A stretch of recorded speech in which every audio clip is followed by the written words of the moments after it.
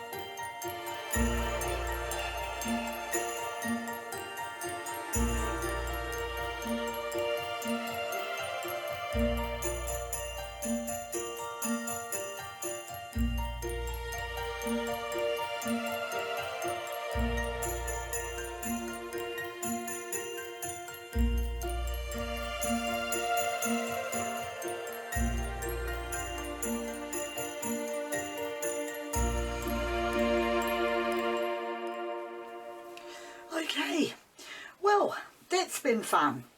I added some regular red colour, one that didn't have any metallic added to it, because I felt I was losing my metallic red colour into the rest of the paint. So now I'm going to remove the lemon squeezer piece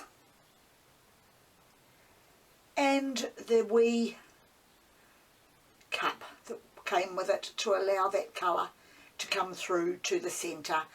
Excellent, that is excellent. And I'm going to put the torch over it to get rid of the bubbles and then give it a bit of a tilt.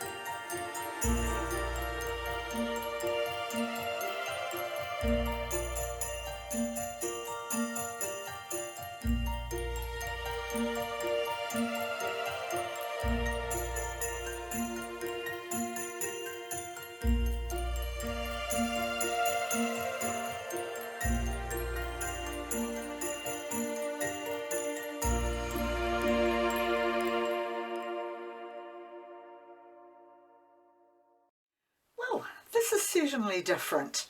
Not quite what I expected it to be, but then my paint pours often turn out completely unexpectedly.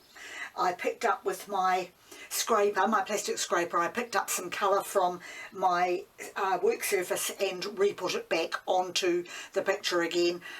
So I'm thinking I might just get my stick again, as you saw me do earlier, my chopstick, and run some more lines through it, as although I think the colours are pretty, there's a predominance of red, I really would like to see what sort of patterns I can make if I squirrel through it with my stick, starting from the centre and sort of spiralling out. So I'll see how I get on with that. I'll just run my stick through.